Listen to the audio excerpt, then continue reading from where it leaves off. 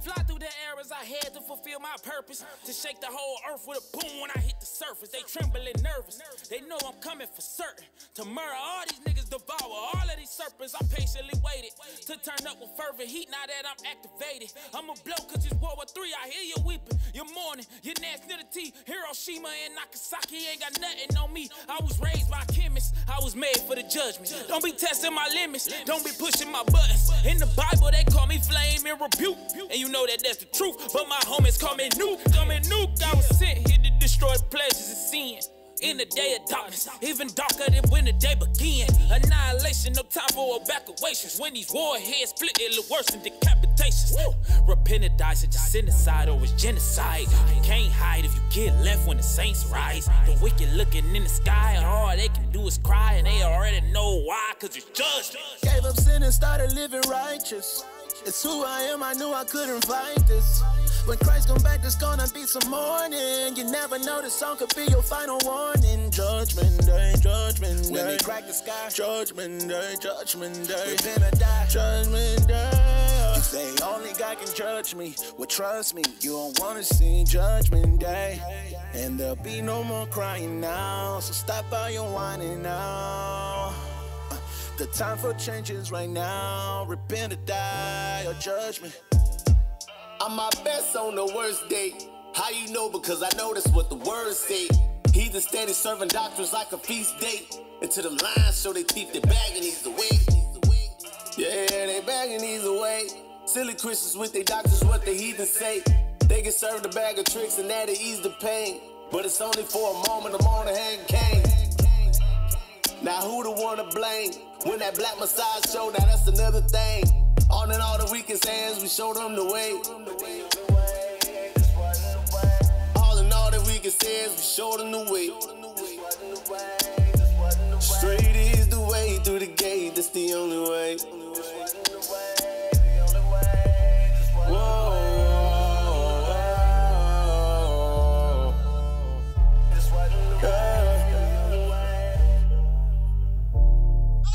Gave up sin and started living righteous. It's who I am, I knew I couldn't fight this. When Christ come back, there's gonna be some mourning. You never know, this song could be your final warning. Judgment day, judgment day. When they crack the sky, judgment day, judgment day. Repent or die, judgment day. You say only God can judge me, well trust me, you don't wanna see judgment day. And there'll be no more crying now, so stop all your whining now. The time for change is right now. Repent or die, or judgment. Gave up sin and started living righteous. It's who I am, I knew I couldn't fight this. When Christ come back, there's gonna be some mourning. You never know, the song could be your final warning. Judgment day, judgment day. When they crack the sky, judgment day, judgment day. Repent or die, judgment day. You say only God can judge me, well trust me, you don't wanna see judgment day. And there'll be no more crying now, so stop all your whining now. The time for change is right now. Repent or die, or judgment.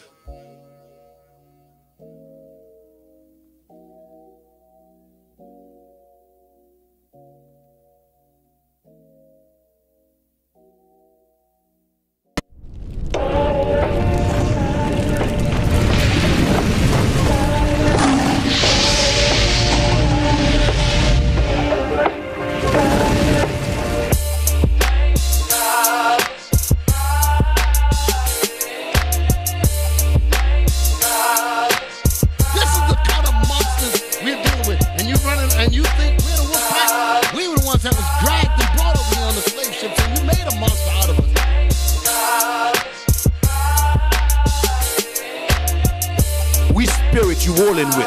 Either you rolling with the spirit of Satan and who's waiting for the lake of fire, or you're gonna roll with the spirit of Christ.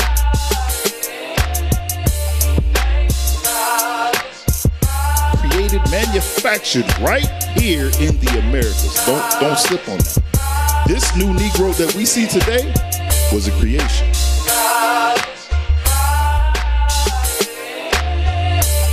If you walking around worrying about out your breath when you know death and destruction is everywhere. Nigga, you gon' die.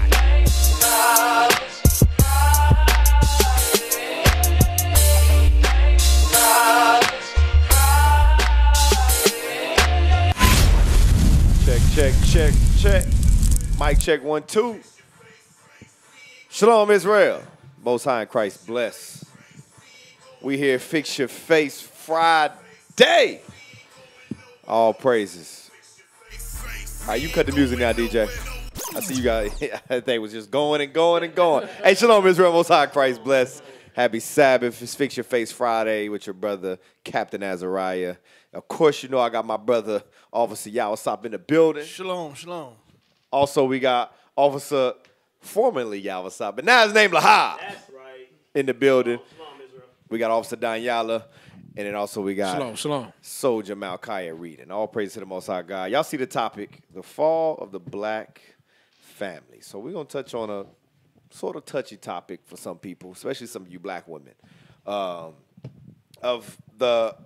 how the black family was up until now and how the black family should be according to the scripture. So remember, the phone lines are open, 405-293-2029. Again, that's 405-293-2029. Everybody can hear we good? All praises, all praises. So let's get right into it. Y'all got something you want to say? No, sir. Let's Just get waiting right for this into video. it. Let's play this first video.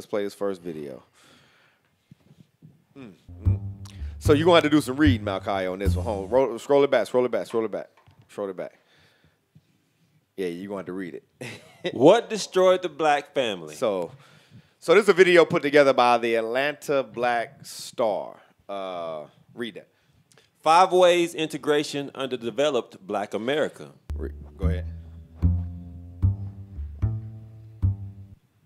Black wealth stagnated or declined. So it's giving you 5 reasons of how basically integration basically underdeveloped the black community and things of that nature. So one thing was black wealth stagnated and declined with integration. Because understand this, a lot of our people we fought for civil rights, and we fight, even to today, we fight to be accepted by these other nations, but we don't realize that it's actually to our detriment. Right. When cleaving and what's the word I'm looking for? Assimilating with these other nations. Mm-hmm. So it says one of the things was black wealth stagnated or declined. Play on. Turn it up some, it seemed low. Here. Right. During segregation, blacks were forced to start and support businesses in their own communities. So we flourished because during segregation, because remember you couldn't go to the white places. They had whites only businesses and establishments. So during segregation, blacks were forced to start and support businesses in their own communities. Ain't that something? That's something right there, Cap. Because we had to be forced. If it wasn't for the force, the fear of death, we wouldn't be be shopping with each other. We wouldn't be spending our money or making the black dollar circulate in our own community. That's crazy. Play on.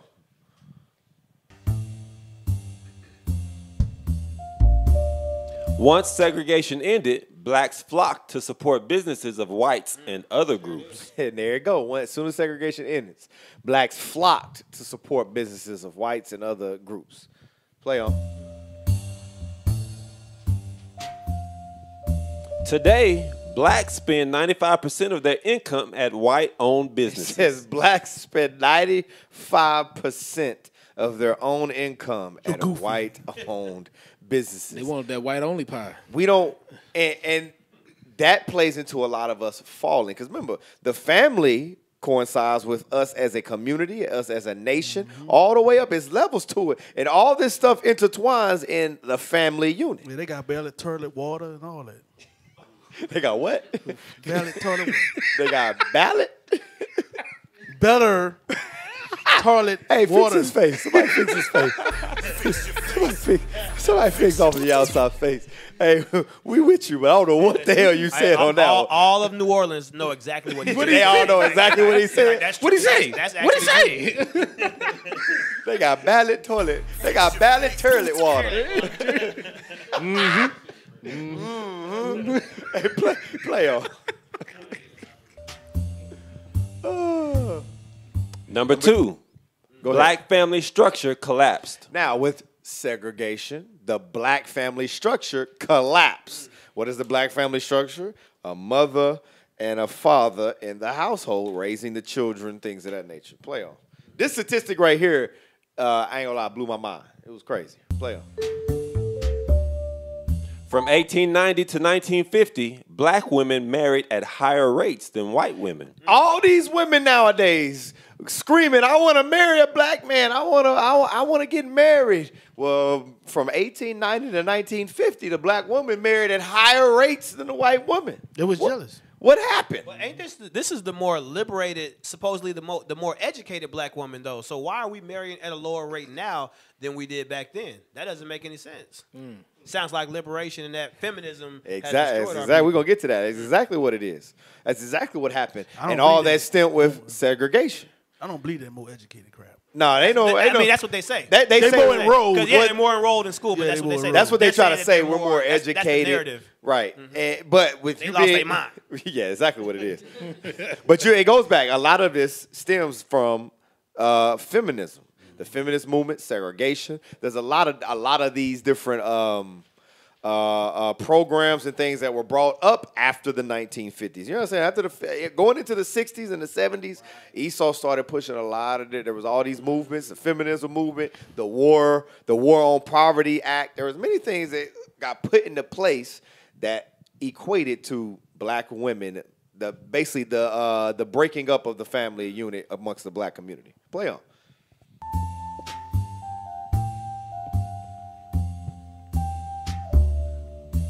So in 1965, only 8% of childbirths were out of wedlock. You hear that?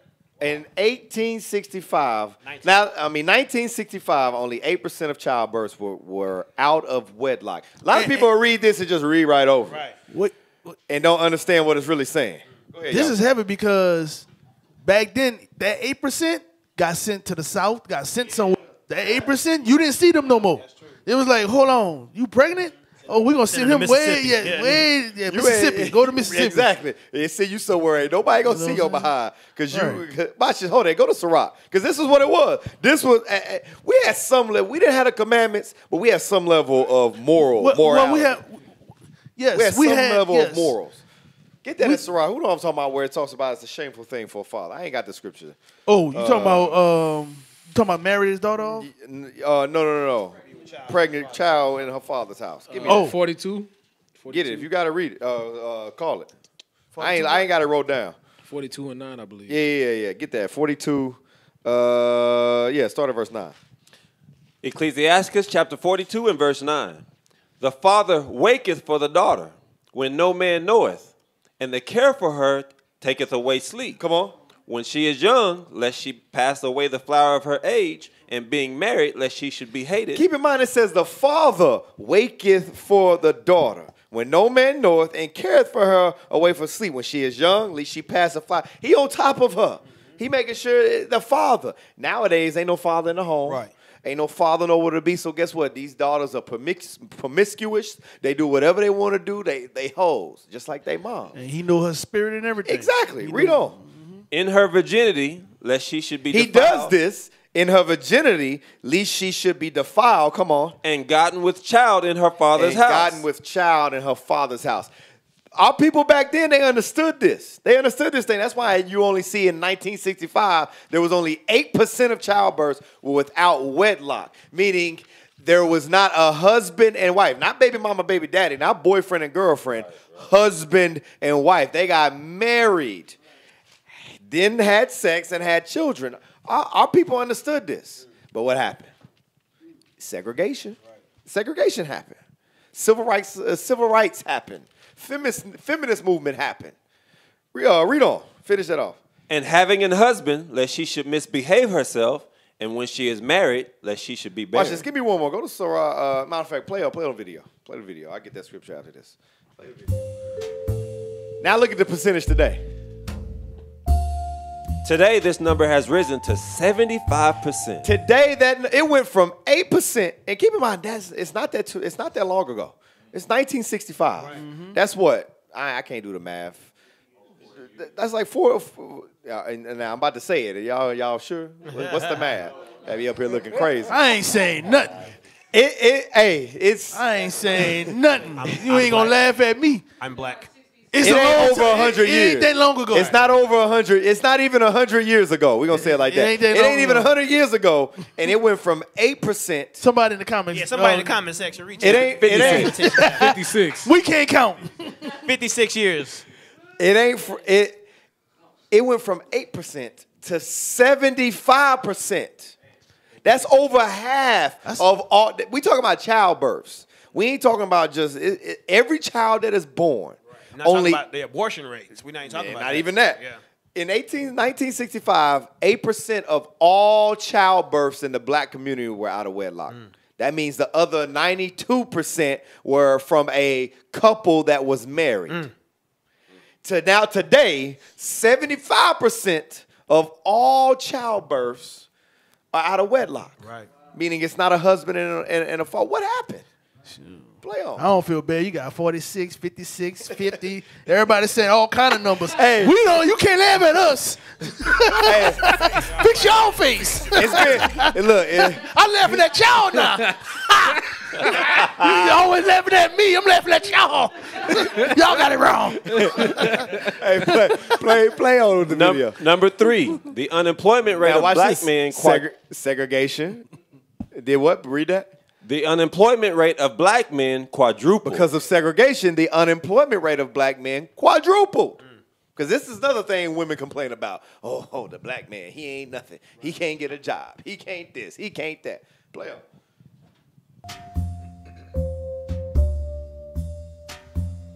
In 1954, white men had a 0% unemployment rate. Now, in 1944, this was white men. Because of desegregation, Right. they had all the jobs. Even the same thing. Even when you see the rate today, it's of course there is some form of white privilege. Right. That's all that is. That's why it's 0%. If they're unemployed, it's typically because they don't want to work. Right. Or they don't have to work. They don't have to, absolutely. Black men were unemployed at 4%.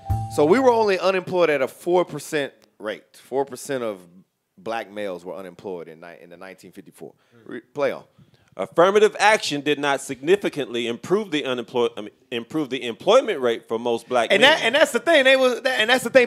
Black folks harp on. Oh, affirmative action. We have affirmative action now. Right. It says affirmative action did not significantly improve the employment rate of most black men, which it didn't. Affirmative action is a bunch of malarkey. Yeah, it's BS. Smoke. Play it. In this video, it's gonna show it. Play it. As it was designed to primarily help white women and some upwardly mobile blacks. And that's what it did. That's what it was for. Play on. By 2010, black men were unemployed at 16.7%. Dang. Due to segregation. Compared to white men at 7.7%. It almost quadrupled. 4 times 4 is 16. We still doing math? Play on. Number 4, myth of a colorblind society was promoted. Although skin color still determined quality of life, colorblind policies were pushed. And this is your all lives matter. This is all that. It says a colorblind, all people, we for everybody, even though because even to this day, skin color still determines the quality of life. Right. Colorblind policies are still pushed because who are in the worst neighborhoods? So-called blacks and Hispanics. Who has the worst schooling? So-called blacks and Hispanics. Who has the worst grocery stores, hospitals, things in their neighborhood? Blacks and Hispanics. Right. But yet a colorblind policies are pushed. All lives matter. We're educated now. That's all you see in the mainstream media. Where we rise above, but that ain't the case. These were things that were pushed during segregation that helped destroy black families, the black communities. Play on. To oppose policies intended to address specific issues regarding the historic oppression of black people. Colorblind policies often reinforce color-coded practices in favor of white people. Black community became dependent. And the last thing, the black community became dependent. Because remember before, number one was we bought from black-owned businesses. We had no choice. We had to go to, everything was black. Remember Tulsa, Oklahoma, you had many prospering black communities. Right. Play on. Integration made blacks dependent on whites in the areas of economics, education, and neighborhood policing. Come on. Policing. Now, only 2% of all working black people work for another black person. Damn. The majority of black students receive miseducation through inadequate schooling. We educated now. They call that the school to prison pipeline. School to prison pipeline. Yep. Play on. Millions of black men are removed from black communities via mass incarceration. Blacks' dependency on others to control community affairs led to sustained despair in the black community. All right, drop that. Go ahead. Say that again. Read that again. Round it back. Blacks' dependency on others to control community affairs led to sustained despair in the black community. Damn. Because now we look to our oppressor. We look to the other nations to control everything and to run everything. Can I play that video real quick? Because that's good setup for that. For that video. The video I did, the one with the we need others to You want to talk about the one where the baby mama got right here? No, I got that. We're gonna play that. Okay. We're gonna play that. Okay. Give me Joshua 23. Yeah, we're gonna play that. I got that set up. Okay. Get Joshua 23. That's verse 12. That's a good one. Watch this. Tell you, we don't understand. It's the reason why God said, come out from among her, be ye separate. Don't deal with these other nations. Separate yourself. Deal with your own people. Because they don't have your best interest. They are only here to seek and destroy. And that is a lot of the cause as to why the black family is the way it is today. The black community is the way it is today. Read Joshua 23, start at verse 12. Joshua chapter 23 and verse 12. Else, if ye do in any wise go back and cleave unto the remnant of these nations, even these that remain among you, and shall make marriages with them, and go in unto them. That word cleave right there, that's segregate. If you shall in any wise go back and cleave unto the remnant of these nations, even these that remain among you, and shall make marriages, because that's what happened as well. We saw segregation happen. We cleave to these nations. We shop at their businesses. We go around their people. We want to be invited to their parties, invited to their clubs, and guess what we started doing? We started dating and messing with their people. Yeah, that was during the time of desegregation and assimilation. That's what we were doing. Absolutely. Play on. Read on. I'm sorry. And go in unto them, and they to you. Watch what God says. Read. Know for a certainty that the Lord your God will no more drive out any of these nations from before you. But they shall be snares and traps unto you. These other nations ain't nothing but snares and traps unto us. That's it. That's all it's going to be. Problems, issues, snares, and traps. And that's the reason why our communities are the way they are today. Come on. And scourges in your sides, and thorns in your eyes, until ye perish from off this good land which the Lord your God hath given you. Now watch this. Give me the next video. Watch this. This is from David Hoffman. Basically he's talking about growing up in the 1950s as a kid in the 1950s in the inner cities and how the black communities were. Play that. Because you're going to see a decline from how it was, and we're just going back not even 100 years ago, of how the structure was amongst the black communities in the black family till today. Tell you, Esau has done his job in destroying us as a people. Play that. I grew up in South Philadelphia. We didn't realize it was segregated. All we knew is that our neighborhood was all black, and we weren't even that conscious of color because the people who owned the store down the street were black, the tailor, the restaurant owners, the undertaker, everybody in the neighborhood, and it was a very small street, everybody worked, blue collar, essentially, very close-knit neighborhood. What's wrong with that, Paul? And this is our people today. What is wrong with that? Nothing. There's nothing. He said everybody was black. Everybody worked. We were close knit. He's like, we were look. The tailor was black. The barber was black. Everybody was black.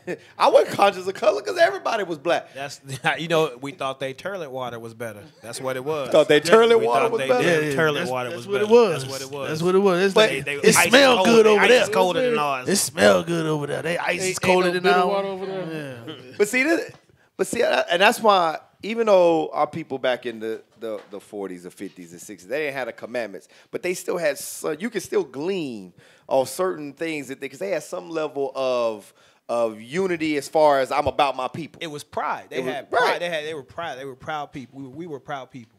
And and understand this. That's now that we got the commandments. I'm gonna segue a little bit. Now that we got the commandments, these are the same things we should be doing. These are the same goals. Mashis, get Jeremiah 29, just real quick. I'm going to segue. Get on us for a second. Segue. Jeremiah 29, start at verse 4. Because those are things we can glean from, especially in this truth. Because God told us to be like this, to move like this. Black communities, everything black. He said the barber was black. The tailor was black. The mechanic is black. Black people everywhere, which black people refers to, we go as blacks and Hispanics, Israelites. Israelites was everywhere. That's that same, because we got the same thing here in this truth. We got black barbers, we got black tailors, mechanics, all type of different. So we should be able, with God's commandments, to come together and rebuild that black community, even in our captivity, until Christ return. Read that.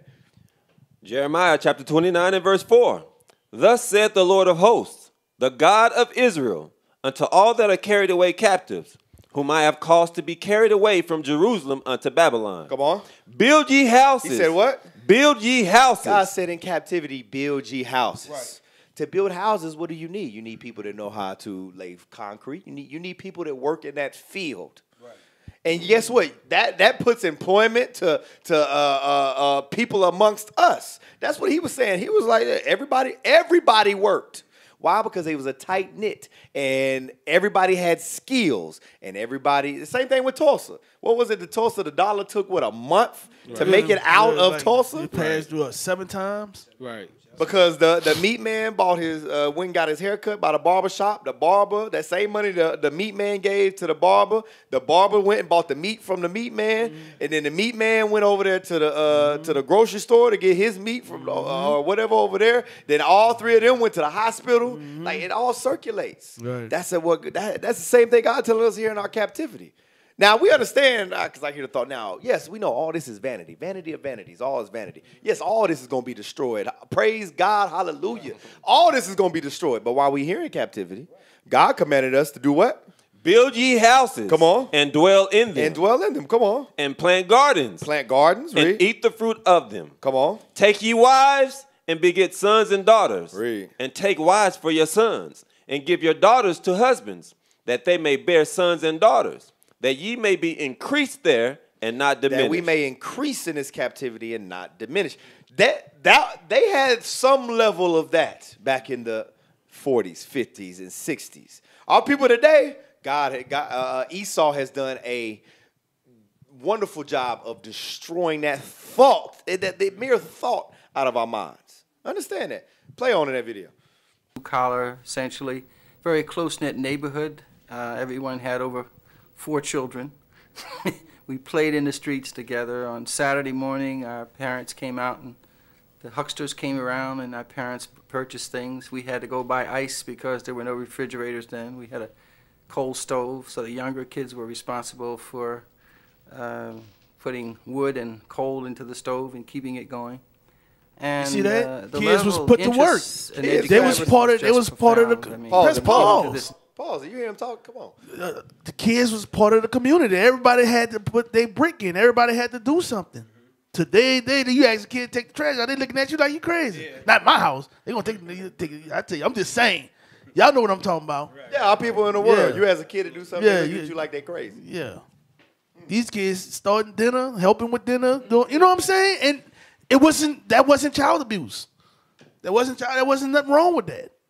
You know, you was teaching them how to be productive adults. And work together. And work That's together. that's what we were doing. We were working together. Right. From top to bottom. The husband and the wife were working together. The children were working together. We were all on one accord. Right. The level of interest in education was just profound. I mean, even to this day, I don't think I've ever had such a positive educational experience that I did in my first 6 years, because school was an integral part of the community. We had a black superintendent, a black principal, all the. Pause. See, you was in the school a little bit. He said education was a integral part of the. He said, I never thought I had so much fun in my life in the school. He said because the superintendent was black. He goes and say the teachers was black. Everybody was black. It was learning. They were learning. Why? Because it was black people. Right. The superintendent understood and knew what the curriculums needed to be for his people. Why is so-called Esau's the one that runs it now? Right. They're the superintendents. They're the ones over all that making steak happen. They don't care about you. And what it is that they can't control or relate to these children. Right. And what happens is these children act out, and that's why they get that bad rap, opposition defiant disorders they put on them, because they're not able to deal with the children. And that's a problem. That's what that leads to is having our kids labeled and put down going through the system and things like that. Yep, and that's what happens. They get sent because, like you said, they don't know how to deal with them. So what do? They send them to the alternative schools. Yeah. They send them to all these different, and eventually they get what? Pushed out of school and either have to get a GED or go to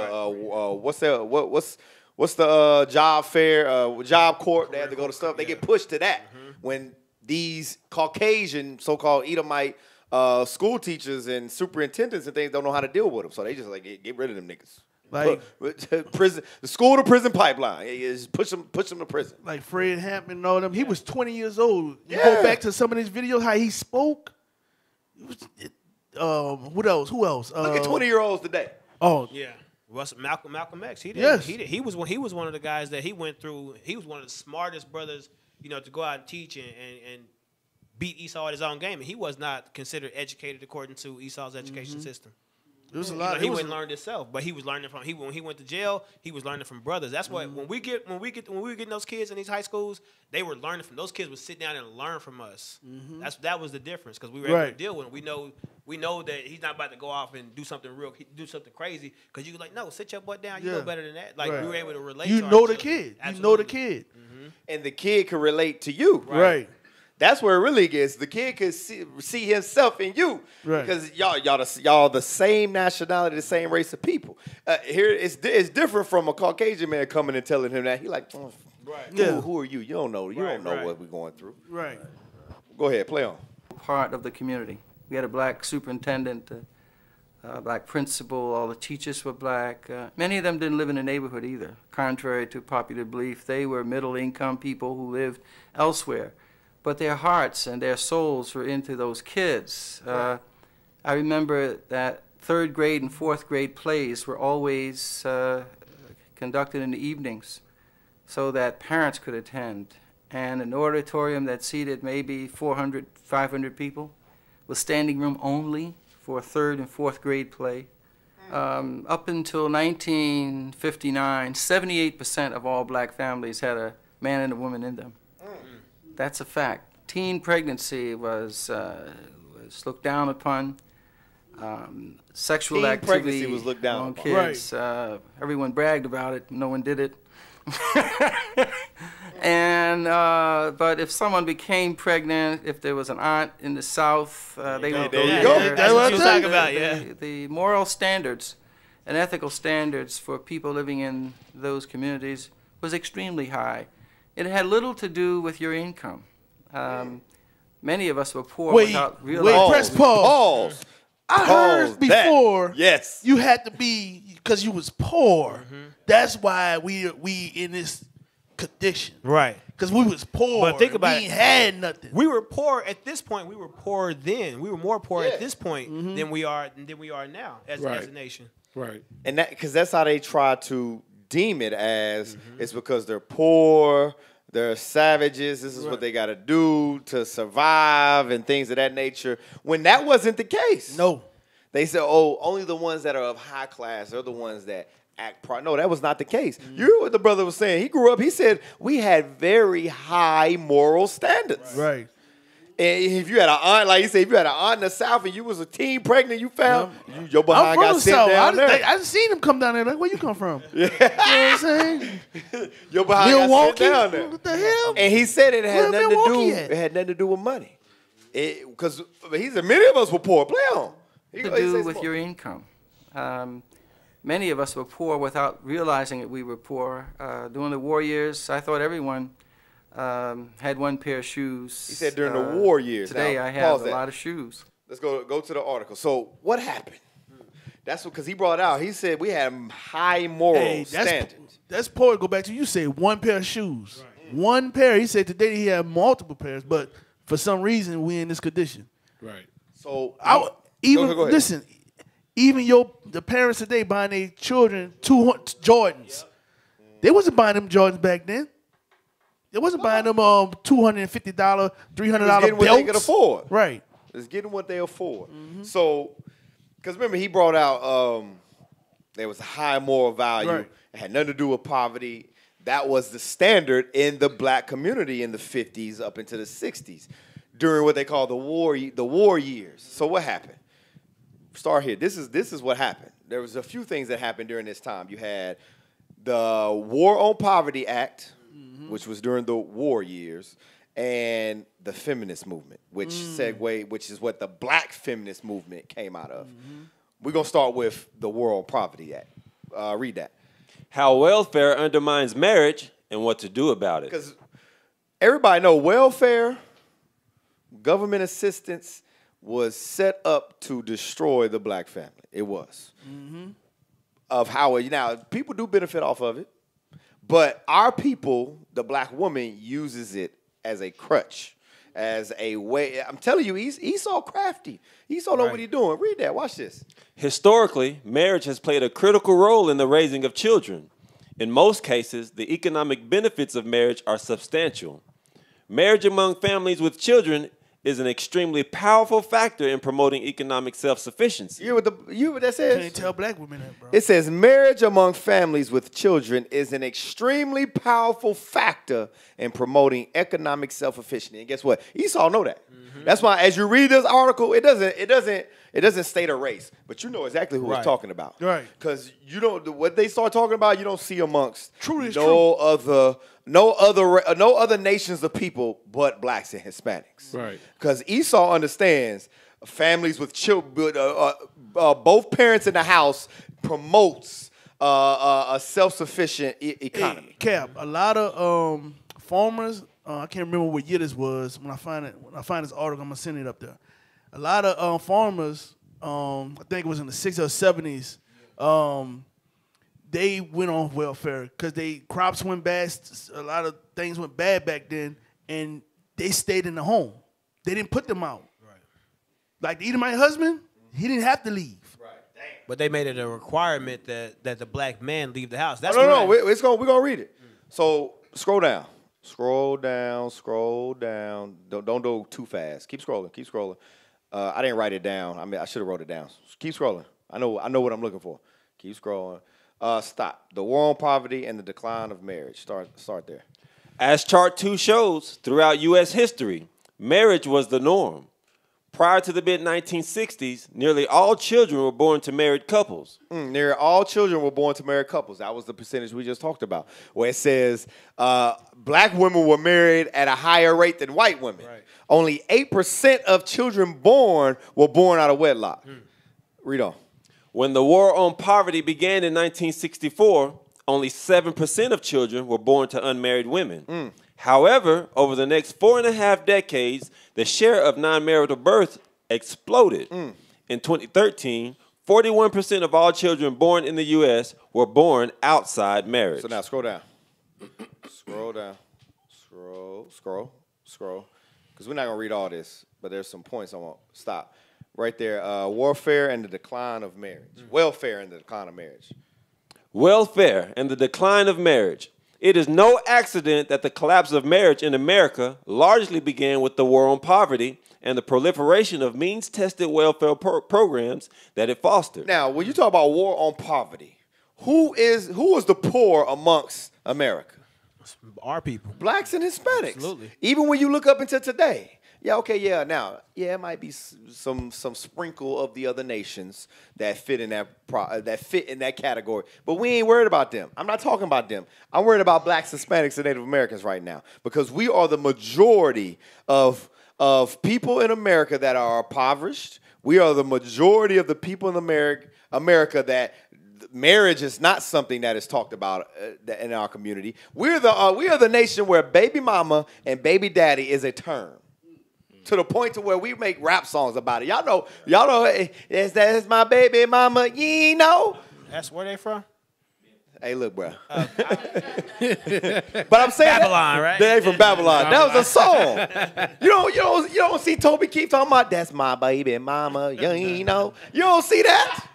You know what? You don't see that? They're not gonna let them put it out. They wouldn't do that because they understand the importance of how communication destroys the morals of our people. Can I get that scripture real quick? Go ahead. Give me that 1 Corinthians 15:33. Because that's one thing they understand that we don't understand. We don't understand that we're at war. And just like the serpent in the wilderness, he went right at the woman. They doing the same thing this day. It's not smarter. They hadn't changed the game. They hadn't changed the tactic. They're doing the same thing. Read that. 1 Corinthians chapter 15 and verse 33. Be not deceived. Don't be tricked, because that's what's happened. We've been tricked. Read. Evil communications. Evil communication has been our music, the image that's been put out. All of these things are these policies that have been put out. All of these are evil communications. They use the using of WIC to replace the black man. All of these are the evil communications. Read. Corrupt good manners. Corrupt good manners, because we were a moral people. Not only 50 years ago, we were a moral, upright people. And we had some sense of pride and dignity. And we've gone so far away from that because of what the scripture says right there. Go ahead, Cap. Read on. Back to the article. When the war on poverty began, only a single welfare program, aid to families with dependent children, assisted single parents. Come on. Today, dozens of programs provide benefits to families with children, including the Earned Income Tax Credit. Come on. Temporary assistance for needy families, the Women, Infants, and Children, WIC, Food Program, Supplemental Security Income, SSI, food stamps, child nutrition programs, public housing and Section 8 housing, and Medicaid. Although married couples with children can also receive aid through these programs. Now, married couples, that's why I said married couples with children can receive this aid, and some of us receive these aids. But there's a point to it. Read on. The overwhelming majority of assistance to families with children goes to single-parent households. Goes to single-parent households. Read the next paragraph. This is why it goes to single-parent households. And this goes to your point about the father being kicked out of the house. Read the next paragraph. The burgeoning welfare state has promoted single parenthood in two ways. Because the welfare state promotes single parenthood. Primarily where? In the black community. Read on. First, means-tested welfare programs such as those described above financially enable single parenthood. It is difficult for single mothers with a high school degree or less to support children without the aid of another parent. Who is that talking about? Who is that talking about? That's talking about us. That's talking about black people. And it said it is difficult for single mothers with a high school degree or less to support children without the aid of another parent. Read on. Means-tested welfare programs substantially reduce the difficulty by providing extensive support to single parents. They provide extensive support to single parents. Read on. Welfare thereby reduces the financial need for marriage. So therefore, welfare reduces the financial need for marriages. That's why these women ain't trying to get married. Right. Because they know they got their check coming. They got their government assistance coming. Welfare coming, and they're going to keep having kids and keep having kids. Because why? That check keeps increasing and increasing. Right. Let me get a scripture. Give me Mark chapter 3 and start at verse 23. Let me start at verse 23. Because this right here, this is what Esau knows. This is how you deal. You know what I'm saying? You got to take the man out the picture. And they use cunningness, trickery. You understand? And welfare is one of the tricks. All right? They on attack. You know, that's why we say, the scriptures say it's a spiritual warfare. Right. You can't beat this man with no gun because Right. he's behind the scenes. I'm telling you. He's behind the scenes doing all kind of tricks. That he gets up early in the morning. Scripture say he woe to him that working. Wake the vines of evil upon his bed. Look, right. while you sleep, he working evil. Right. While you sleeping, he working evil. Hey, and that's why the only way we can combat against this is by applying what the Bible says to do. We got to come back to God's law. We got to come back to our Father. Read that. Mark chapter 3 and verse 23. And he called them unto him and said unto them in parables, how can Satan cast out Satan? He said, how can Satan cast out Satan, huh? Read. And if a kingdom be divided against itself, that kingdom cannot stand. This is what we trying to tell y'all. I don't care who you are. You know, if you going against each other, you can't stand. We, as blacks, Native Americans, Israelites, we have to come back together. We have to come back to God's laws as Israel. We can't be divided no more. We can't look at each other as you light-skinned, I'm brown-skinned. No, we all the same people. That's period. Read on. And if a house be divided against itself, we are the house of Israel. Read. That house cannot stand. He said that house cannot stand if it's divided. That's why we at where we at, because we divided. We're not coming under God's laws together as Israel. Read. And if Satan rise up against himself and be divided, he cannot stand. Read. But hath an end. He gonna have an end. Come on. No man can enter into a strong man's house. And listen. No man can enter in a strong man's house. With God's laws, we have protection. With the faith of Christ, we have protection. Nothing can happen. Remember when Satan told Job?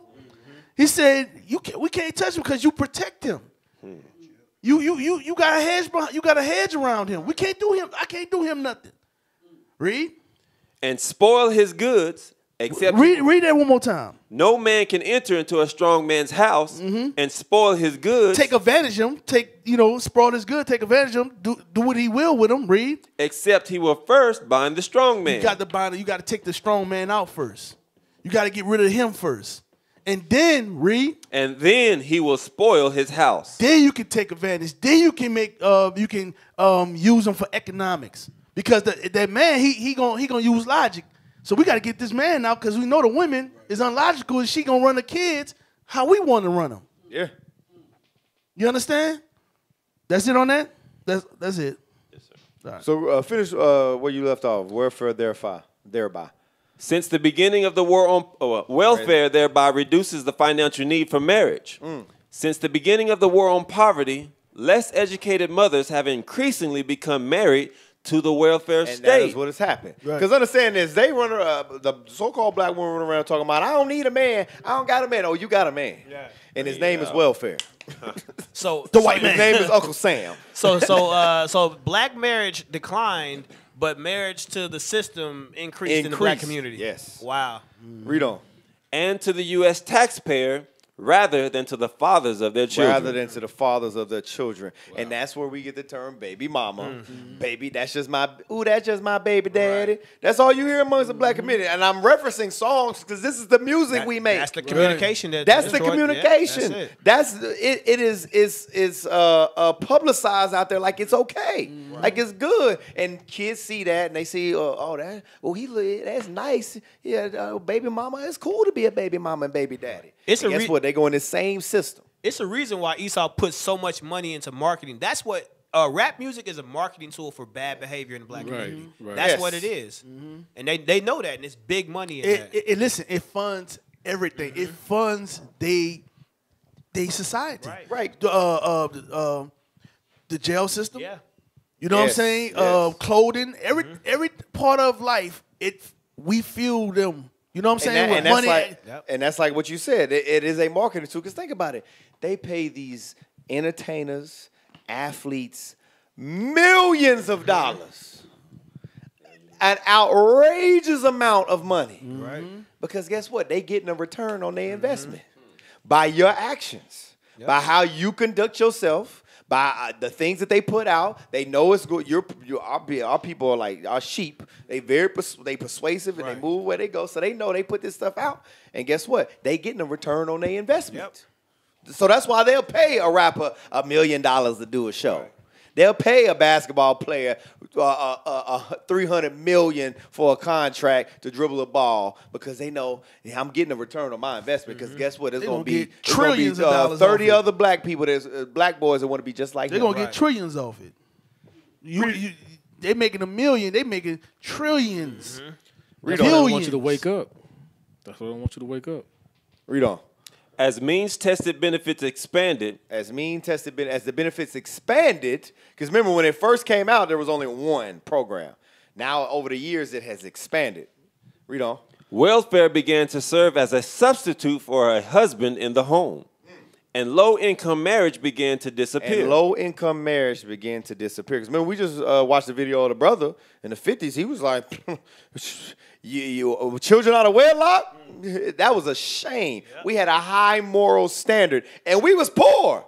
We was broke. Because that's always been the even with me growing up, that's always been the narrative that is pushed amongst our. Give me Daniel 8:25. That's always been the narrative that has been pushed on our people is that don't have kids. Wait till you start your career. You don't want to be poor. It's too hard to raise a kid and be poor and be broke.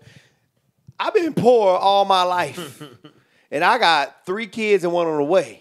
And it ain't been as hard, like, cause that's all. I don't know about y'all. That's all I've heard growing up is you gotta have money to have kids. Kids is expensive. Kids they expensive. Da, da, da, da.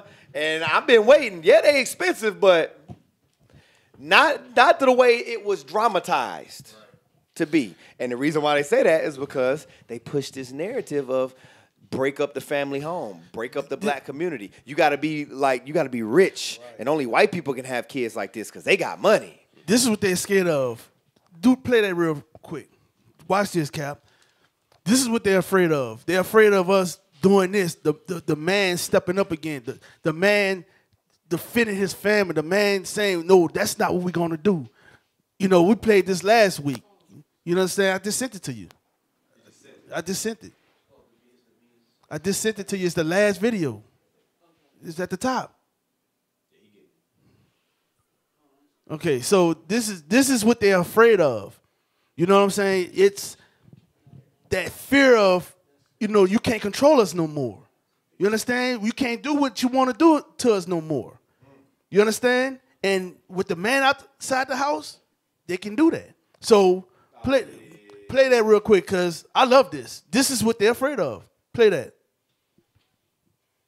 It's only 48 seconds. No, it's only 48 seconds, but it's a powerful 48 seconds. Right. You think you can beat it? I know I can beat it. You know it. Very confident. I'm very confident. You say it so easily. Why? Because I believe it. And let me tell you why. What she said it with so much confidence the first time. But you keep going on and on. So we can't keep interrupting. I mean, if you want... You got to understand that you're dealing with an image of a 14-year-old child. And this child going to be out there playing with your old ass and me going to be in the grave. When she says something, we done told you what's happening. You deal with a little black kid and let her be a kid. She'll answer it with a lot of confidence. Leave that alone. You see that? That's what they afraid of. What they don't want. That 48 seconds was the powerful thing. Right. And listen, she was so smart. My daddy taking up for me. My daddy's right here protecting me. You know what I'm saying? And guess what? That's in the community is gone, Cap. That's the image of a man that she's going to have as she grows up. And that's what type of man she's going to look for. I'm telling you, Esau understands how to keep our people destroyed. Esau done got, like you say, he done got crafty with it. He ain't, look... Slavery, they beat us in submission with slavery. Right. Now they got to find another crafty way, and they've done it. And they have mastered destroying the Negro. Right. Understand it? It dates all the way back to Willie Lynch. Right. But read on. There was a point that I wanted in this. Read on. Oh yeah. Give me Daniel 8:25 because this is what it's going into as far as that. And then we coming back to the article. Give me Daniel 8:25. Daniel chapter 8 and verse 25. And through his policy. Matter of fact, start up at verse 24. Daniel chapter 8 and verse 24. And his power shall be mighty, but not by his own power. And he shall destroy wonderfully, and shall prosper and practice, and shall destroy the mighty and the holy people. And this man has destroyed the mighty and the holy. We are the holy people. Right. We the Israelites of the Bible. We God's chosen people. And he has destroyed us. How? Read on. And through his policy. And through his policies. These are a part of his policies. His War on Poverty Acts, his welfare, his food stamps, his Section 8, his war, his religion. All these are his media. These are all his policies. Read on. His government. Come on. And through his policy also he shall cause craft to prosper. That's what he has called craft to prosper. Evil is prosper. And it all is to the detriment of the black and Hispanic man and woman. Read on. In his hand. And he shall magnify himself in his heart. And by peace shall destroy many. And by peace shall destroy many. And it's a lot. It's all through his policies. Go back to the article. There was a part I wanted to start back up at the read as means tested. As means tested, benefits expanded. No. Go to penalized marriage. That's where it's at. That's the next part. Penalized marriage. A second major problem. Penalizing marriage. A second major problem This goes to the father being in the household. A second major problem is that the means-tested welfare system actively personalizes low-income. Penalizes low-income parents who do marry. So it rewards low-income single mothers that don't get married, and it penalizes low-income parents who marry, mothers who marry. Read on. All means-tested welfare programs are designed so that a family's benefits are reduced as earnings rise. So as your earnings rise, the benefits are reduced. Read on. In practice, this means that if a low-income single mother marries an employed father, her welfare benefits will generally be substantially reduced. Substantially subdued. So if she marries an employed father, that's why they don't want. That's why it's pushed to father. That's why they talking about I don't want no father. I you baby daddy. Right. No father in the household. That's what this promotes. Why? Because they know that check gonna be reduced substantially, and that money ain't gonna keep on coming. That goes back to Daniel chapter 8, where he through his policies he calls craft to prosper. You know how this is a trick? So when you leave the house, right, and the child support.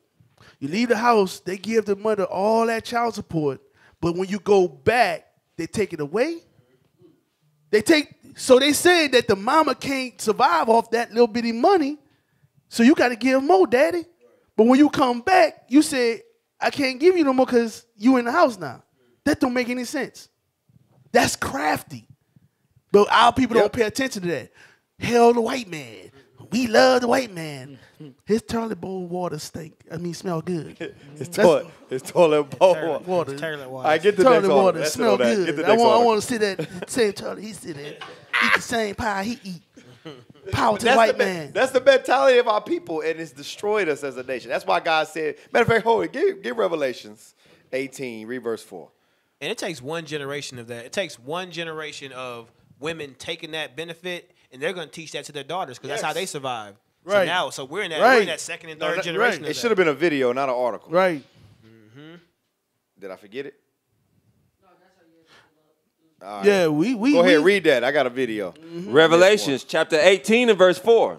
And I heard another voice from heaven saying, come out of her, my people, that ye be not partakers of her sins, and that ye receive not of her plagues. So read that again. It says, come out of her, my people, what? That ye be not partakers of her sins. And that's what we as a people got to understand. To hell with his toilet bowl water. Yeah, thank you. Thank you. His pie. To hell with his communities. Yes. Come out of her, my people, that you don't be partakers of her sin. Because guess what?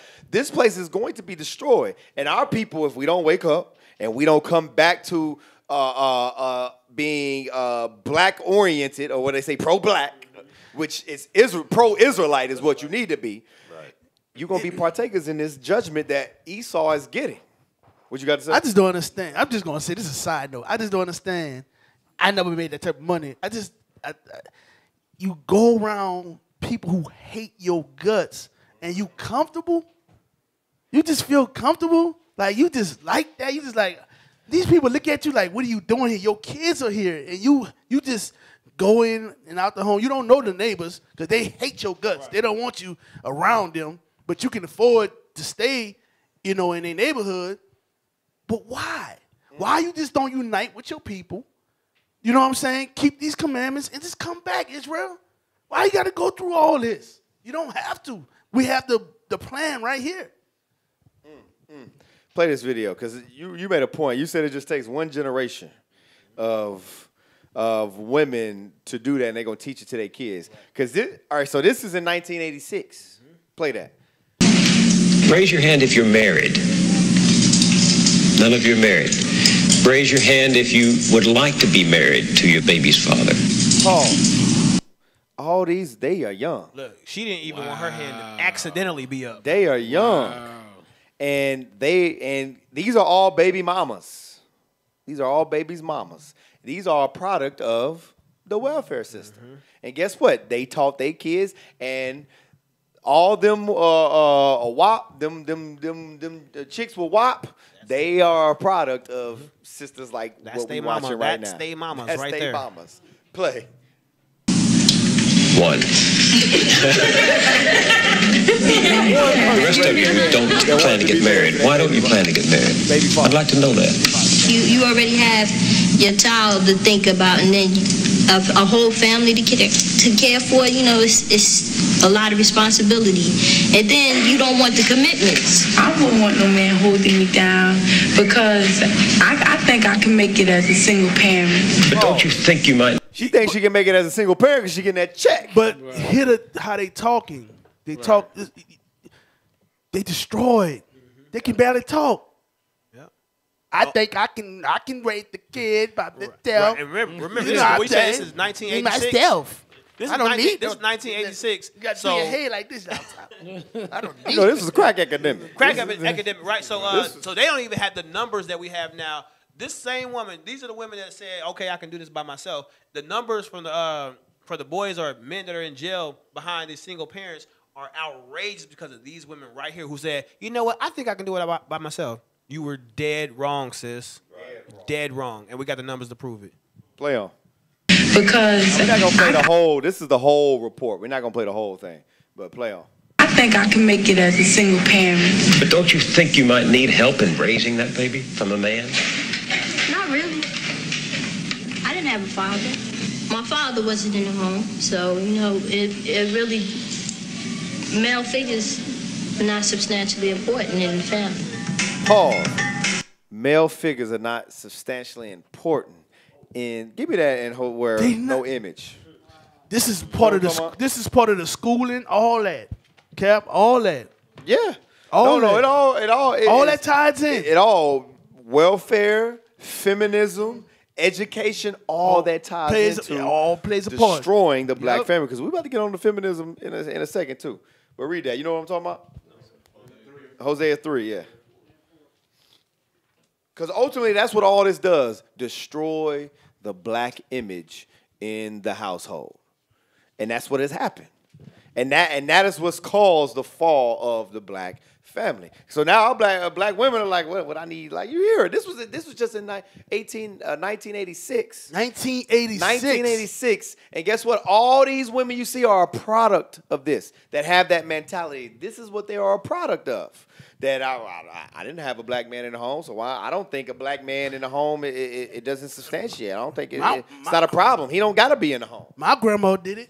That's what they said. My grandma did it. She did it without the dad. And she's lying. Because, yeah, she is. Because in 1950, that's about where her grandma would have been. They were married at a much higher rate. Right. So they be lying, she's man. lying. Play. Hosea chapter 3 and verse 4. For the children of Israel shall abide many days without a king, and without a prince, and without a sacrifice, and without an image. And without an image. Esau understand about that image. Mm-hmm. So that's why he does what he does. To destroy the black image, the black father out of the home. Play on. I ain't thinking about holding up for no sex, my man. You know, if a girl, she get having a baby, carrying a baby, hey, that's on her. You know, I'm not gonna stop my... Pause. These are a product. Because understand this, it goes superfold whenever you have a father out of the household. Because these women ain't just having daughters, they having sons too. And guess what? They go, give me that. And Second Esdras. I thought this was a movie. Verse 8. This is a real person? This is a real person. These I thought this was a real movie. people. No, you know how they be like, these are real people. You ain't talking black enough. Talk black. Nah, you know, these are real people. Guess what? You ain't speaking jive. Play on. Jive. I want y'all to hear what he says, and then we're gonna read what we said, because he is a product of single parent home. These women thinking they can raise a man when you can't. The only woman in the earth that can raise a man as a single mother is a woman that fears God and keeps the commandments. Now I'm gonna tell you this: why is she single? The father died. Right. Something happened. Ain't just she just single. Something happened. Repented, came in the truth. The husband don't want to hear it, something like that. But that's the only woman that can raise a man. And then she has many men that are helping right. with that. Right. And she understands that. She understands that. She ain't saying y'all don't discipline my child. Right. Because that's what happens. Mm-hmm. Because that's what a lot of y'all women be like that. A lot of y'all, but don't touch my child. Don't discipline my child. Don't beat him. And then you wonder why he growing up being a damn monster. Right. Why he think he can run up here in the corner store and take whatever he wants. Because you ain't beat his behind when he was growing up. Right. He was taking out your purse since he was 2 years old. Right. Oh, that's cute. Look at you taking the money. That's cute. Since he was 2? Hey, man. Well, where was he going? What store was he going to? I'm just saying. The signs was there. He was pocketing them signs was there. You saw them signs. You know what I'm talking about. He took that money, stuck it in diaper money. Read that. What you got? Oh, yeah. Play on, and then we're going to get Second Esdras 8. Having a baby, carrying a baby, that's on her. You know, I'm not going to stop my pleasures because of another woman. What about birth control? What about condom? Girls don't like them things. They don't like them things. Girls tell you to take them things off. They figure that you saying that they filthy or they dirty or something. It's been a startling change. He's a whoremonger. He looked like he was disgusting. Single parent homes create simps and thoughts and hoes. That's all it creates. A bunch of degenerate people, single parent home. I'm telling you. It seemed like the white man went to the jungle or something. Here's the primate. We're gonna interview him now. We're gonna go over here and interview him. You gotta say this was 1986. I'm just saying, the man talking to him. What about? I mean, come on, man. Hey, read that. Second Esdras, chapter 5 and verse 8. Come on. There shall be a confusion also in many places, and the fire shall be oft sent out again. And the wild beasts shall change their, excuse me. Need some water? Shall change their places. I got some over here. And minstrous women shall bring forth monsters. And what? Minstrous women shall bring forth monsters. Minstrous women, unclean women, destroyed women shall bring forth monsters. And that's what you see in the neighborhoods. Because you think you can be a single parent. You can think you can raise a man. Get Isaiah 3. Get Isaiah 3. Drop that. Give me the next video. Matter of fact, I want the grandmama. Hey. Matter of fact, before you get the grandmama, I want feminism. She remind me of my I want feminism. And then we're going to get the grandmama. Because all of this plays a part in why the women are the way they are today. Go all the way back to Willie Lynch up until now with the War on Poverty Acts, the feminist movement, all that nonsense. The reason, even Tupac said about himself, he said the reason why he is because of how he was raised by his mom. He was real feminine. He was he was all over the place, Cap. Emotional. That's what single parent homes, women produce. You produce effeminate men because that's all they're around. They're around women. There's no man in the house to check his behind whenever he get getting emotional. Put him in his place. Read that. Now watch this. This is from now.org. I think it's National Organization of Women or something like that. Yeah, the National Organization for Women. The original activists, black feminism, and the black feminist movement. So jump down to traditions of black. The tradition of black feminism. The tradition of black feminism stems from the condition of being both black and a woman. It characterizes itself by a multidimensional approach to liberation, but is resistant to claiming a specific definition. Come on. It focuses on the intersection of racism and sexism. And what? Of racism and sexism. Because understand this, that all that feminism plays a part in why our women are so promiscuous and so flamboyant. All they want to be is video vixens and thoughts and Instagram models, because that goes back to feminism. Sexuality, my sexism. I'm a woman. I'm a show I have the right to show myself. Scroll down. Scroll down. Stop. No. Key. Yeah. Paulie Murray is what I want right there. Actually, scroll up. 60s and 70s. The 60s and 70s lit a spark in the movement because of the arousal and growing tensions between the women's liberation movement and the civil rights movement.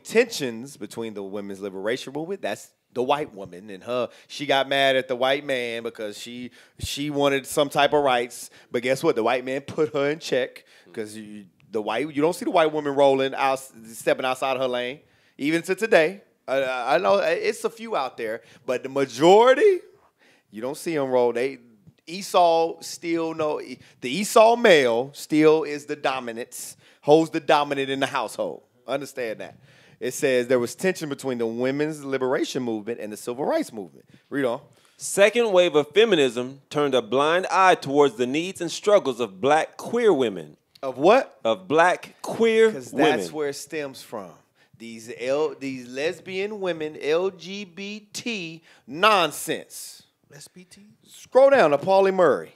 That's your Black Lives Matter. That's all that nonsense. Scroll down, Paulie Murray. Paulie Murray, a founding figure of the separation and uplift of the black feminist movement. And it was all for what? The destruction of the black unity, the black and Hispanic community, the black and Hispanic family. Because remember, civil rights was at a rise. The black woman was standing strong beside the black man. It was the black family that funded Marcus Garvey, the Black Panthers, all those UNIA, all those things were funded by the black family. They kept that thing going. So you know what they had to do?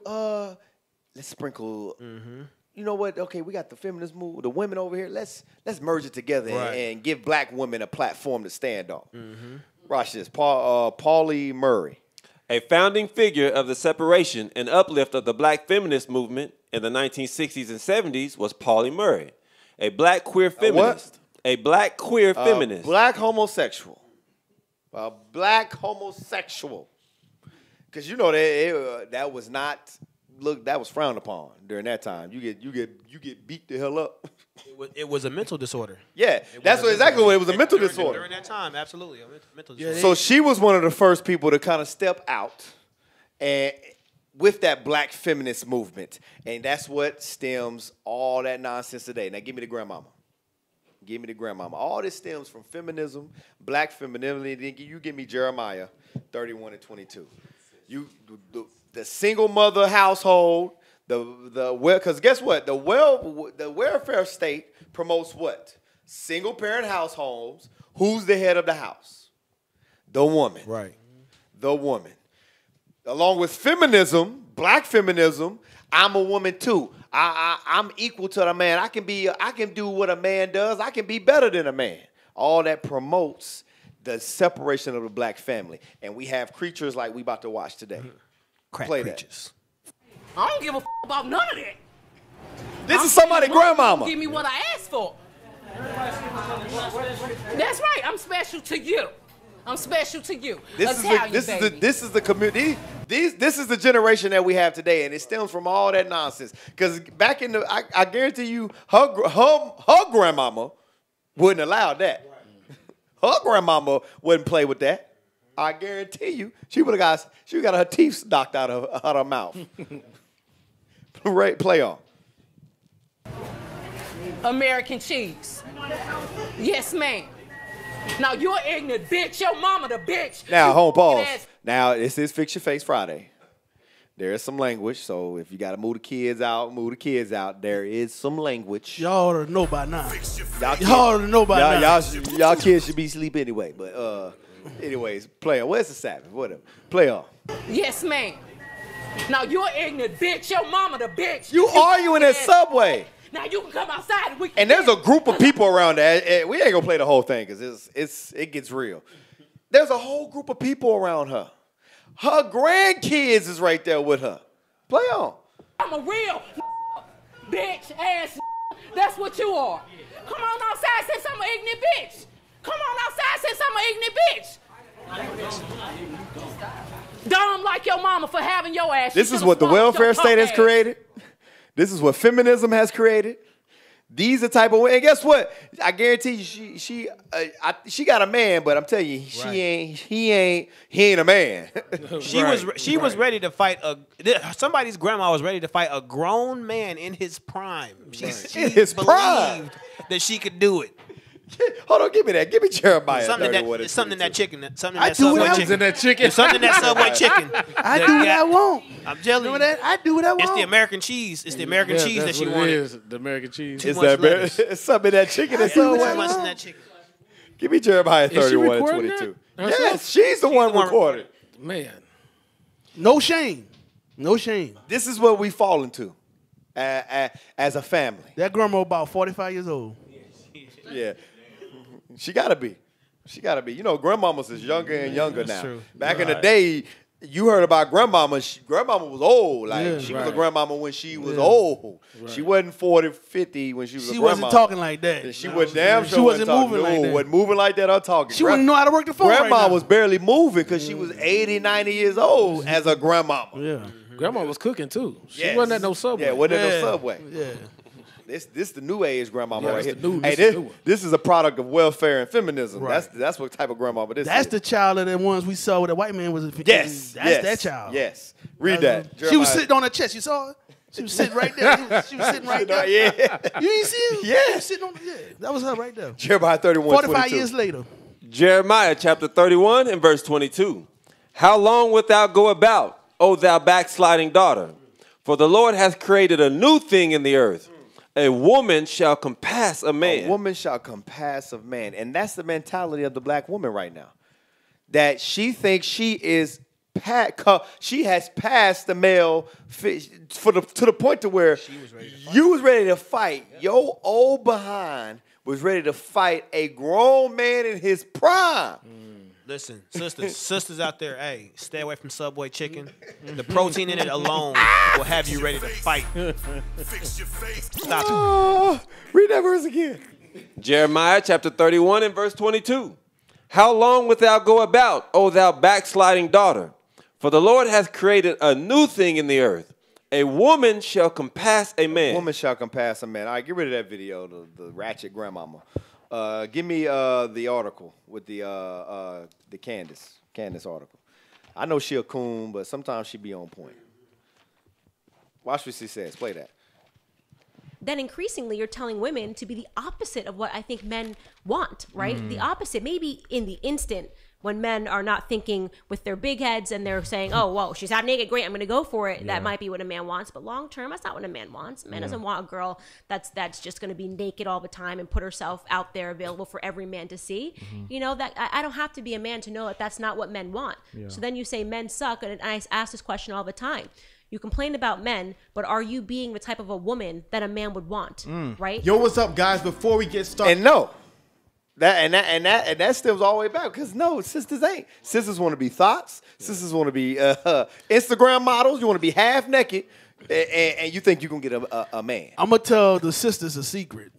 You think because you being, you know, your chest showing, your butt showing, yeah, he wants you, but he just want to hit. I'm gonna just tell you when we was in school, and y'all can contest to this. The girl who was getting that fast girl, the girl who was getting all, we was talking about her. Yep. And all the men know this. All the men know this. Brothers online, y'all know this. So I don't want my wife to be talked about in the locker room. I don't want my wife to be talked about at the job. So you're not gonna be picked. You're not gonna be that woman because you the one that's being talked about. So you have to change that. I'm just telling you the real. If you want that man ain't gonna want you. Just being real. Today's video. You know what I always say? Go ahead. Experiment with both and tell me what makes you feel better. And that is the truth when it comes to young women, because I dedicated my first episode to young women and really talking to them about these are the options that are being presented to you. Less. Take off more clothes, do the most to get attention, right? If you think that that's freedom, the idea that you have to wear less and the idea that you have to get naked to be heard, you really think that's a form of freedom? Because that's slavery, that's bondage. I didn't have to take off my clothes to be heard in society. And these women will realize that when you follow these people that are, self-imposed feminists, I'm a feminist, I do this, I'm a feminist. You hear that word over and over and over again. And that's what it is, pause. And that's what it dates all the way back to. That's sexism. I'm a woman. And that's feminism. That is feminine. Promiscuous. I can flaunt myself. I can flaunt my body, and this is how I'm going to be heard. And that they push that on black people because you don't see white women doing like that. Yeah, okay, yeah. There's a sprinkle of them, but I'm talking about like the Esau as a whole. You don't see them moving like that. It's only black women think that is feminism. We take it to another level. That's what our women do. That's what black people do in general. We'll take sin and we'll magnify it and we'll go harder and harder with it. That's why that's why you'll see us in the forefront of it. All right, so we'll drop that. So give me the next one because we're running out of time. Yeah, I want this one right here. This one right here. Yeah, play that. Watch this. I put up a post and it said, women who be like, don't depend on a man for nothing. Pause. And it said, no. That is how women are. Right. And all that stems from everything we just brought out that happened back in the 60s, the 70s, and the 80s. That is the mentality of women now. I don't need no man. I don't need a man. I can take care of myself. Independent woman. We the only ones people that make songs. IENDE. Y'all know what I'm talking about. Mm-hmm. We the only people that glorify this stuff. Right. Play on. Sis, you don't depend on your man, my man come through. And so many women, especially black women, were bothered and felt the need to DM me in regards to them feeling like you wrong if you depend on a man for anything. But that's the way it's supposed to be. Pause. Give me Genesis 3:16. You dang right, sister. That's exactly how it's supposed to be. You're supposed to depend on your man. Your desire is supposed to be to your husband. That's right. But that's the new age thing. I'll run it back. I want to hear what she said. Run it back. So I don't want to misquote it. Play it again. But that's the way it's supposed to be. No, play back. Yeah. Play. In regards to them feeling like you wrong if you depend on a man Pause. for anything. Read that. You're wrong if you depend on a man for any way. Sister, and I guarantee you, all the women that say that, they go to church every Sunday. And, I believe in Jesus. Right. Oh, I believe in God. No, you don't believe in the Bible because you're supposed to depend on your husband. Your desire is supposed to be to him. A lot of these women won't be the man. Yeah. Right. Mm-hmm. Read that. Genesis chapter 3 and verse 16. Unto the woman, he said, I will greatly multiply thy sorrow and thy conception. In sorrow thou shalt bring forth children, and thy desire shall thy what? And thy desire shall be to thy husband. Shall be to thy husband. You supposed to submit to him. You supposed to look to your husband. He's the one that guides you. Your desire is supposed to be to him. Yeah, just in case, give me 1 Corinthians 11 and 1. Right. Bring it out. So I'm telling you, for someone to say that you wrong for looking to your husband, or you wrong for depending on your husband, that's feminism. That is a welfare baby. Right. That's exactly what that is. 1 Corinthians 11, read verse 1. 1 Corinthians chapter 11 and verse 1. Be ye followers of me, even as I also am of Christ. Come on. Now I praise you, brethren, that ye remember me in all things, and keep the ordinances as I delivered them to you. Come on. But I would have you know that the head of every man is Christ. The head of man is Christ. Come on. And the head of the woman is the man. Guess what? The head of the woman is man. Come on. And the head of Christ is God. Read. Every man praying or prophesying. So there's an order. God, Christ, man, woman. That is the order. And God takes care of us all the way down to Christ, to the man, because what's the role of a man? The man is supposed to provide. The man is supposed to take care of his family. The man is supposed to do all these things just like Christ did unto the church. Right. So guess what? It trickles down to the woman. The woman, she deals with the kids. She orders the house. She does all these different things. There is an order. So yes, you're supposed to depend on your man, depend on your husband. That is a Babylonish welfare feminism mind state. And we learned it from Mom. Tell you, that's why we read in Daniel 8, it says he shall cause craft, through his policies, craft shall prosper. Watch this. Give me Titus 2. Matter of fact, no, give me the next video. There was one more video. I want to get that video with that. Yeah, get that. The one I sent you. It's the last. This is a result of baby Nah. mama, baby daddy, single parent home. And this is that off that article. They said they wanted us to depend on other people to police us, nation, and by us not policing ourselves, this is the result of it. Play that. What happened, man? Ground. Yeah, that's him. We ought to get them to whoop his ass. They need to whoop his ass. That's the one? No, J-Rock, come here. That's him. This the one that was pushing me and Shad in the video. That was him. It was him. Uh-huh. It was him. She wasn't no victim of circumstance. They said she was being missed. It's him right there. Innocent and proven guilty, man. Damn. You should have swung back, though. She ain't swing back, man. Him. The one that was stealing out my man Shell in the middle of the fight. Jack.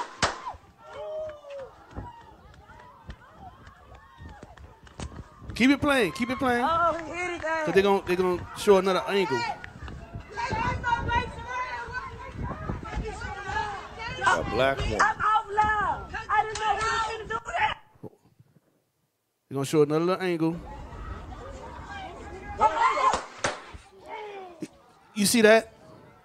And we can't we mad at the police. Who we want these people out of our communities because they treating us any kind of way, but we can't police ourselves. Y'all know this brother was breaking up a fight, right? It was a bunch of sisters fighting, a bunch of women fighting. He came in and break the fight up. Some of the sisters was mad because he broke the fight up. They was jumping one girl. Oh, man. So they was upset. So they wanted to break the fight up. He wanted to break the fight up. You know, so he's trying to step up and do something right. You know, they was jumping one girl. And the emotional black man steps up and puts his brother to death. Get Isaiah 3. Right. Read verse 12. Read that. And you tell me God's laws, we don't need God's laws? Man, I can't stand a pastor. Read that. Isaiah chapter 3 and verse 12. As for my people, children are their oppressors. Come on. And women rule over them. The reason why children are our oppressors is because women rule over him.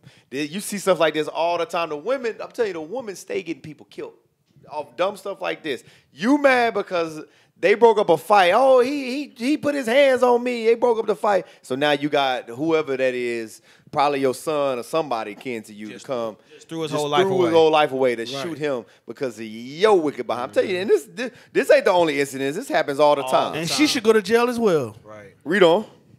O my people, they which lead thee cause thee to err. They which lead you cause you to err. And for some reason, a black woman leads in our community. But it's a new day. Oh, it's a new day. The prophets is back. And guess what? This Bible is back. And we gonna teach the real truth according to the Bible. We're gonna bring glory back to the black father, the black man in the household. Cap, this dude was so evil. After he shot him, it wasn't even about ran that. through his pockets. He ran through his pockets. Ran through his pockets. He ran through his pockets after he took his life. Ran through the man's Jump down to pockets. verse 16. This is the black woman right here. Read that. Verse 16. Moreover, the Lord saith, because the daughters of Zion are haughty. That's who you heard on that video. She was a haughty woman. I'm going to read the definition of haughty. It is arrogantly superior or disdainful, meaning you are haughty. And that's a black woman. You seen the old grandmama in Subway? She thought she could be the whole grown man. You old. Same thing with this video we just saw there. All that has all welfare, feminism, the education system, they have the crack epidemic, all these different policies that Esau has put into place, which stems all the way back to segregation, has caused our people to be like this. But it's a new day. The Bible has the solution. The Bible has the answers. All we got to do is just follow the Bible and keep the commandments. Read on.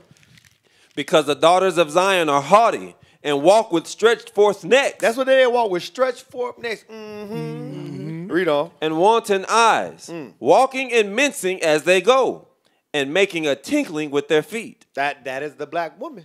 That is the black woman. Now give me Titus 2. I'm gonna give one more scripture before you go leave. ahead. Go ahead. Give me Matthew's 24 and verse 12. I don't care what they've done, what they push. I don't care what Esau have done to us or what he's trying to do, the secret councils. None of that matters. This is why.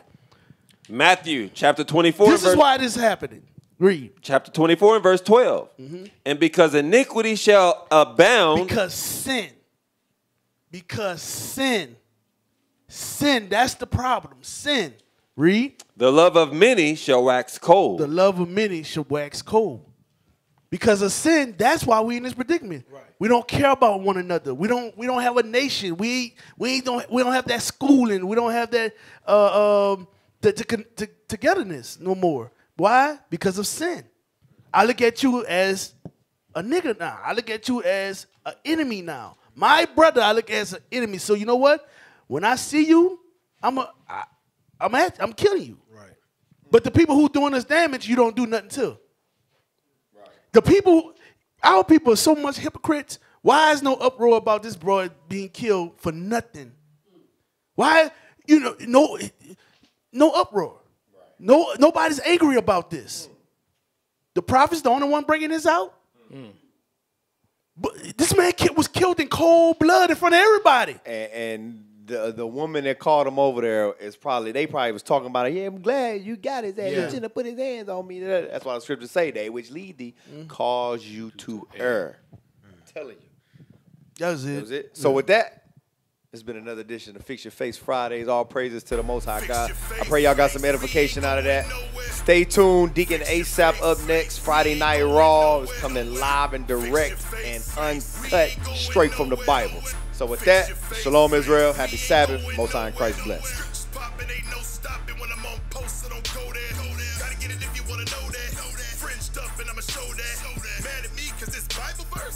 Boy, we